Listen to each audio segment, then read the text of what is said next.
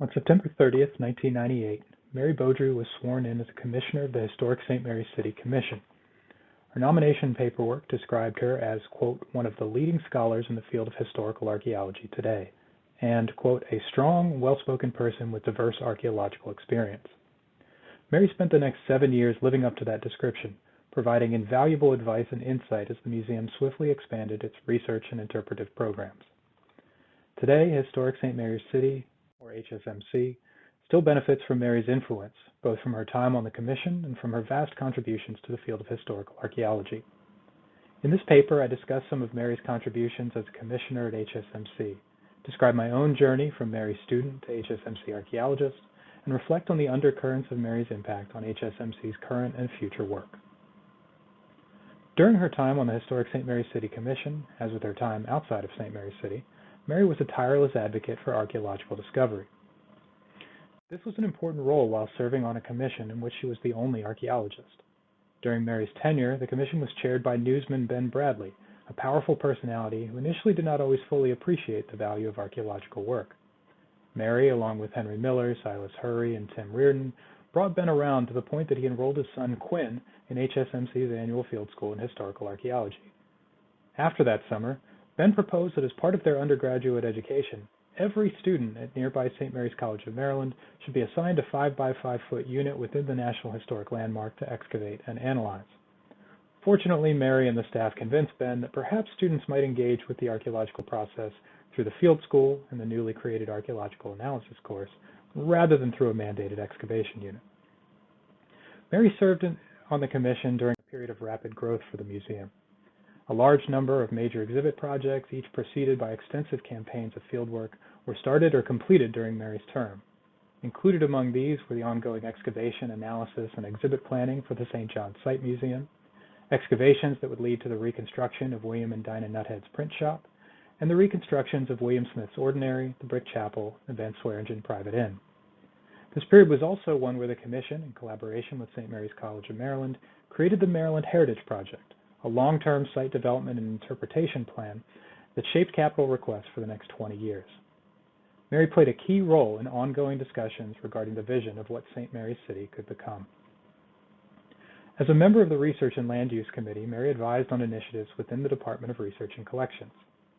A topic of much discussion when Mary joined the Commission was a growing backlog of reports resulting from years of intensive expansion and nearly year-round fieldwork.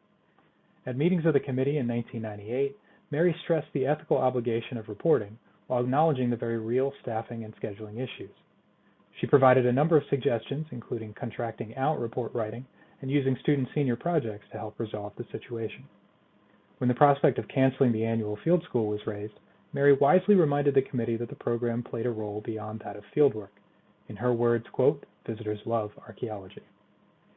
When HSMC engaged in a collaborative task force with St. Mary's College to design interpretation at the St. John's Site Museum, Mary stressed that the work should first and foremost be driven by research, but that common cause could and should be found between research and teaching needs.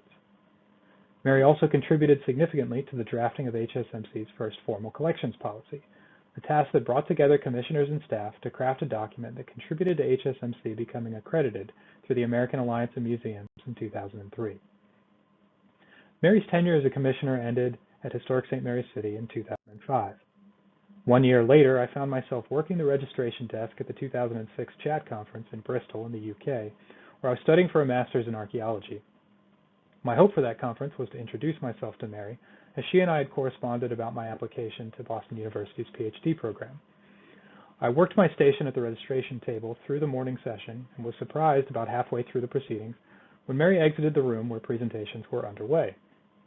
She made some tea and sat down next to me, remarking about needing a break and how brutal the jet lag was and how some people needed to be more engaging during conference presentations and how the tea was quite good. I tried to keep up as we spent the next hour or so talking a lot about Mary's impressions of the conference specifically and Bristol generally, and a little about my plans for my graduate studies.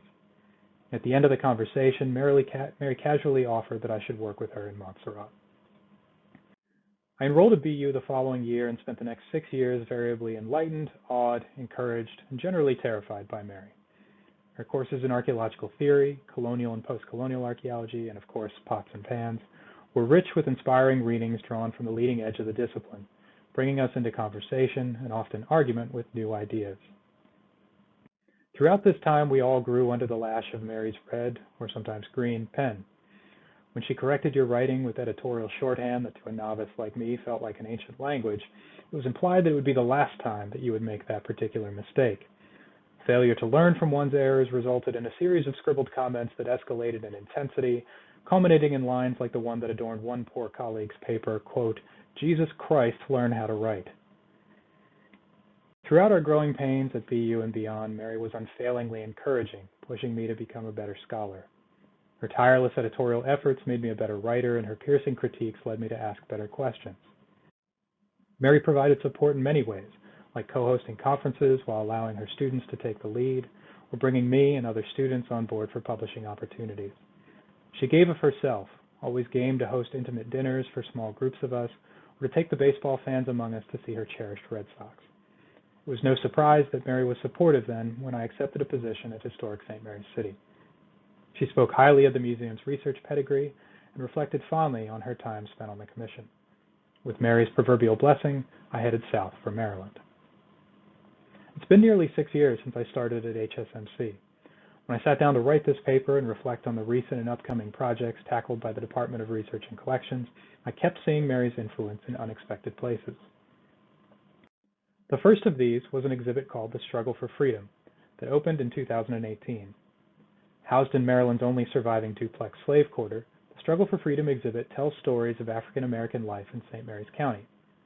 The quarter was associated with the Broome Plantation, built in 1840 by Dr. John Mackle Broome. The number of enslaved people held by Broome and his family fluctuated, peaking at 67 individuals during the Civil War. In the latter years of the 19th century, free African American sharecroppers lived in some of the quarters on the Broome property. The last people to occupy the duplex quarter, Solomon and Lily Milburn, moved out in 1965. The Struggle for Freedom exhibit leverages the building's 3 rooms to interpret 3 different time periods: enslavement, post-emancipation, and the early to mid-20th century. It uses a mixture of period and replica material culture to communicate each temporal phase, along with interpretive signage to share stories about the structure itself and many people who lived in and around it over the past 180 years. In the 2 larger spaces portraying life in the building in the mid and late 19th century, the exhibit features period-specific artifacts related to common functions where appropriate. For instance, both rooms include work clothes hung on the walls and iron fireplace implements. Central to the 2 rooms are dining tables, the anchors around which visitor traffic flows. Our intent was to emphasize the centeredness of the dining experience that spans time and social groupings, while inviting comparisons between the material assemblages of each period's table. Objects are adhered to the table so that visitors can touch them, engaging to a limited extent in what Mary called the, quote, embodied act of dining. The reconstructed tableau also reminds us, as Mary so often did, of the importance of moving beyond the archaeologically recovered sherds to see the vessels and experiences that they afforded. I see Mary's influence in another exhibit, this one still in the design phase. In 2018, HSMC began the process of designing an exhibit for the Maryland Heritage Interpretive Center, or MHIC. With construction scheduled to begin this spring, the MHIC will serve as the museum's new visitor center. It includes a theater for viewing a new orientation video, long-term exhibit galleries, and approximately 900 square feet of changing exhibit gallery space. The long-term exhibit faces a tall task, relating more than 12,000 years of history in 4,000 square feet of space. 2 factors keep this blitz through human history from remaining at the 30,000-foot level. First, the incorporation of hundreds of artifacts found from St. Mary's City helps to root the exhibit in the local place. Secondly, interactive media introduces figures from Maryland's past to help illustrate specific case studies from the broad strokes of history. One particular type of media element, called storytellers, use a first-person autobiographical approach to bring life to the exhibit. The storytellers were inspired by similar media elements deployed to great effect in the Tenacity Women in Jamestown and Early Virginia exhibit at the Jamestown Settlement Museum. Another iteration of the concept was used at the American Revolution Museum at Yorktown. The media element is arranged on a large, vertically oriented touchscreen. On the screen are 5 figures in period attire. Selecting a figure begins a video of the costumed individual performing typical daily tasks while a voiceover narration plays. The narration is spoken in the first person as the historical figure describes aspects of their day-to-day life, the effects of a significant event, or their hopes or fears for their future. Displayed on the side of the screen are images of salient artifacts and documents. Selecting one brings up a larger image and some text explaining its relevance to the historical figure. Individuals have been selected to draw on the diversity of Maryland's past, including people of different ages, races, genders, physical abilities, and socioeconomic backgrounds. As conceived, the storyteller media elements function as miniature archaeological biographies. They engage the entanglement of people and objects through first-person narrative, requiring approaches to the past that are creative and experimental. The storytellers expose visitors to just a few of Maryland's many diverse historical figures, many of whom only bore a passing mention in the documentary record, and in doing so, provide a glimpse into an interpretive archaeological approach that can reveal, in Mary's words, quote, the intimate and unheralded details of day-to-day life. A final area where I see Mary's influence in HSMC's ongoing goal of working more collaboratively with members of our community. These efforts took a major step forward in 2019 when museum staff and community members came together to design the MHIC exhibit. Participants in these discussions included members of the Piscataway Kenoi tribe, along with local leaders in the African American and Hispanic communities, advocates for people with disabilities, and representatives from St. Mary's College and Naval Air Station Patuxent River. During a significant early listening session, our community stakeholders described HSMC's narrative as one viewed through a, quote, colonialist lens, and they also said that they felt, quote, disconnected from the museum. In the months that followed, our team of staff and stakeholders worked together to design an exhibit that would tell a fuller history of St. Mary's City. Similar attempts at collaboration followed the recent discovery of St. Mary's Fort, the palisaded fort built by the first wave of English colonists who invaded what would become Maryland in the spring of 1634. Soon after the discovery, HSMC shared the news with members of the Piscataway community, descendants of the paramount chiefdom that held sway in the region at the time of colonial invasion. The community members we spoke with acknowledged the site's importance, but lamented that it was a fundamentally colonial site and asked if there was any way to paint a more complete picture.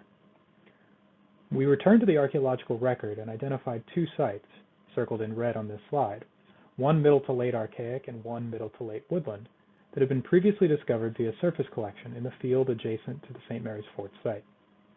At our next community meeting, we proposed a new approach. Tentatively titled People to People Exploring Native Colonial Relations in Early Maryland, the initiative would encompass the collaborative archaeological investigation and public interpretation of the three adjacent archaeological sites. When viewed in sequence, the sites would tell a compelling story about the long-term occupation of this land by Native peoples and the disruption introduced by colonial invasion. This concept was well received by our community partners, and brainstorming began about potential research and public programming opportunities. Our efforts at community collaboration are a work in progress and have not been without their missteps. Fundamentally, however, the exhibit and research initiatives have been improved by meaningful community engagement. I'm reminded of the conclusion to the introductory chapter of Dan Hicks and Mary's Cambridge Companion to Historical Archaeology, in which they state that, quote, collaboration lies at the heart of all archaeology. The collegiality developed through excavations, field trips, and post-excavation research in groups spills over into conferences and lecture theaters, teaching and administrative practices, and communication and partnerships with non-archaeological groups of all kinds. A glance at Mary's publication record, or at the lineup of this session, shows how strongly she believed these words. For Mary, it seemed that every project, publication, or academic discussion could be strengthened with additional voices, either those of her students, members of non-archaeological disciplines, or other titans of the field of archaeology. As HSMC continues excavating, exhibiting, and exchanging views on Maryland's past with what we hope will be an ever-expanding roster of colleagues and community members, I know Mary's influence will be with us. Whether consciously or unconsciously, Mary's views on the interpretive potential of material practices, the value of creative approaches to historical narrative, and the foundational importance of collaboration underpin all of our research and interpretive endeavors. Her legacy continues in our little corner of Southern Maryland. Thank you.